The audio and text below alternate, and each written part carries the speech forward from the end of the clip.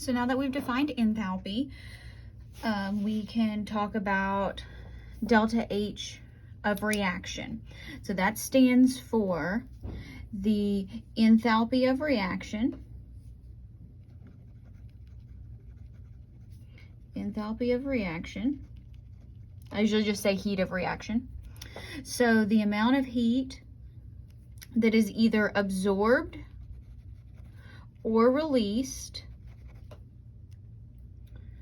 by a reaction as written, meaning an equation, when it's done at a constant pressure.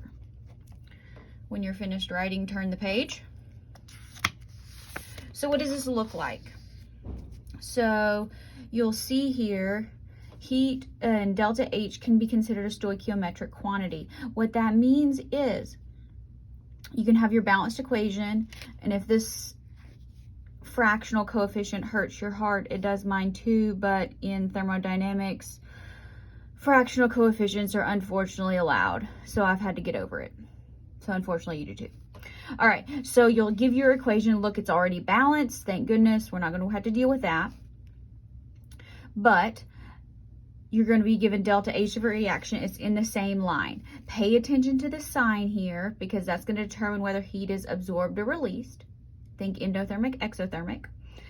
And when we're doing stoichiometry, remember that is the scary word that just means mole ratio. So let's give this a try here. We are given 5.56 kilograms of nitromethane. So remember, mole ratio, stoichiometry, means we need to get to moles. All right, we know how to get to moles, don't we? Yes, we've been doing that. We did it all in the last unit. But right now we're in kilograms, so why don't we go to grams first? I believe everybody knows how to do that. This is just a little review here. I'm going to trust that you can come up with a molar mass using your periodic table. I'll save us some time and use 61. If yours is a little different based on how you round, that's okay. Now, this is the part in stoichiometry where we are in moles. That means we can change substances. Well, now we are changing substances instead of to a different physical substance, we're going to change to heat. All right.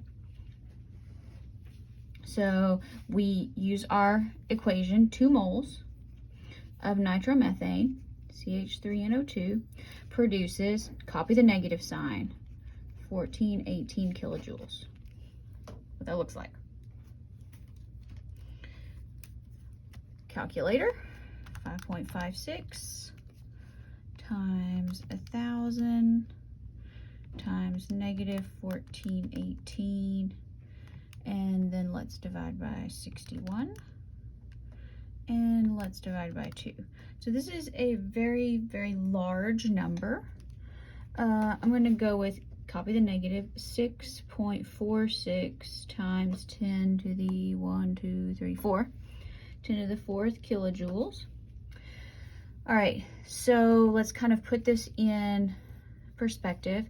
Heat is produced. So remember, negative means exothermic. So we would say 6.46 times 10 to the 4th kilojoules of heat is released.